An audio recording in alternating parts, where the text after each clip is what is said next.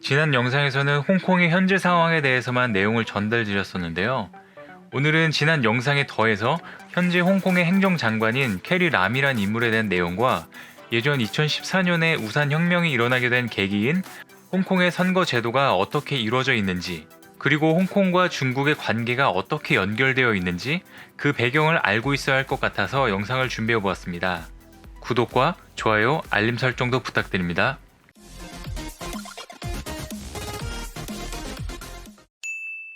안녕하세요. 세상 모든 잡다한 지식을 알려드리는 잡시광입니다.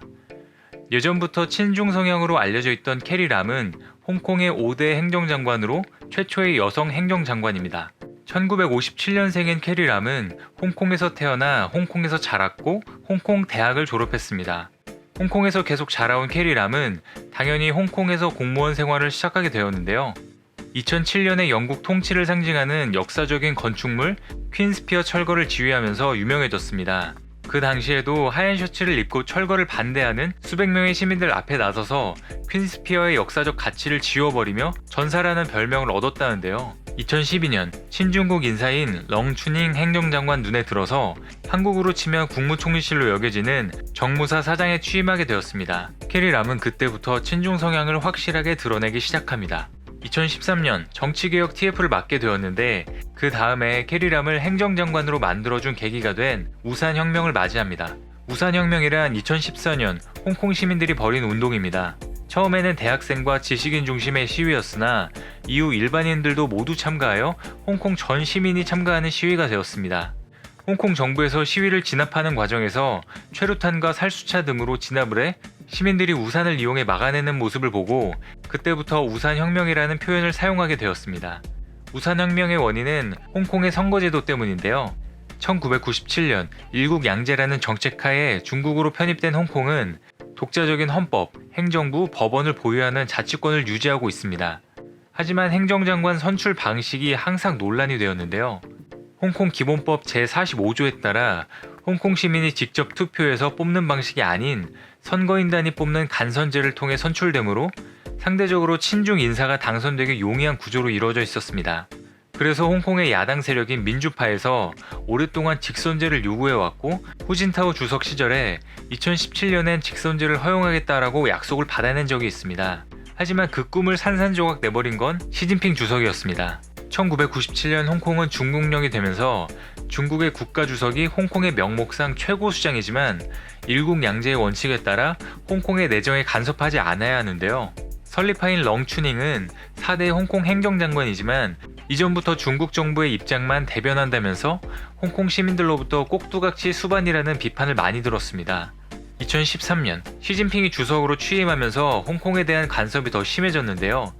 2014년에 렁추닝 행정장관이 야당과 홍콩 시민들의 요구에 따라 직선제 선거제도를 검토한다고 했습니다.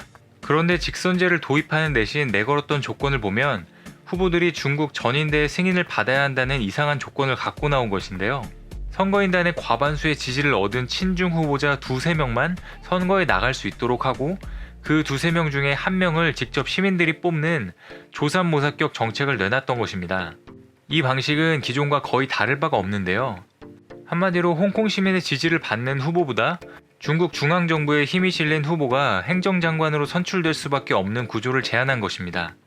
이에 홍콩 시민들은 말로만 직선제이지 실제로는 우리가 원하는 사람을 뽑을 수 없는 것이 아니냐며 더더욱 중국 입맛에 맞게 통제당하게 될 것이라며 분노를 표했습니다. 그리고 이 후보의 자유까지 보장해달라면서 시위에 나서게 된 것입니다. 이것이 2014년 우산혁명이 발생한 계기인데요.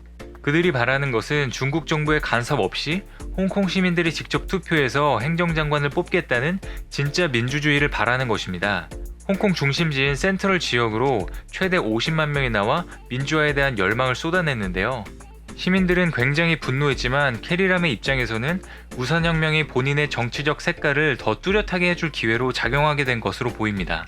우산혁명 지도부와 맞짱 토론을 벌이며 시위대를 강경 진압했는데요. 몇천 명의 시위대를 체포한 전형적인 싸움꾼 기질의 캐리 람을 사람들은 철의 여인이라고 부르기 시작했고 중국 정부도 캐리 람을 차기 행정장관으로 낙점했습니다. 내친 김에 캐리 람은 홍콩 행정장관 선거에 입후보했고 당시 중국 권력 서열 3위인 장더장 전인대 상무위원장은 중국이 지지하는 유일한 후보라면서 캐리람에게 전폭적인 힘을 실어줬습니다. 그 당시 캐리람의 당선은 기정사실이 됐지만 동시에 홍콩인들에게는 예전 렁추닝 장관과 마찬가지로 중국 중앙정부의 대변자로 각인됐습니다. 하지만 결국 야당과 홍콩 시민들이 가짜 직선제는 필요 없다고 외치면서 끝내 이 제안은 흐지부지 되었는데요. 2014년 우산혁명을 사실상 이끌었던 조슈아 웡이 최근에 석방되었습니다. 그리고 이번에도 방패소녀라 불리며 시위의 상징적인 인물이 된 람카로라는 여성도 있는데요. 일단은 이들을 포함하여 홍콩 시민들은 송환법 추진을 무기한 중단한다고 발표했지만 아직까지 성공했다라고 할 수 없다며 시위를 계속하겠다라고 밝혔습니다. 시민들이 진정으로 원하는 것은 법안이 철회되고 폭동으로 간주되지 않으며 체포된 시위 참가자들이 석방돼야 한다는 것입니다. 앞으로 홍콩 정부와 홍콩 시민들의 대립되는 이 상황이 언제까지 이어질지 조슈아 웡과 람카로가 법안 철회를 이끌고 나아가 홍콩 선거제도까지 변화시킬 수 있을지 지켜봐야겠습니다. 시청해주셔서 감사합니다. 더 많은 잡다한 지식들이 궁금하시다면 구독과 좋아요를 눌러주시면 감사하겠습니다. 그리고 알림 설정도 해놓으시면 더 빠르게 만나보실 수 있습니다.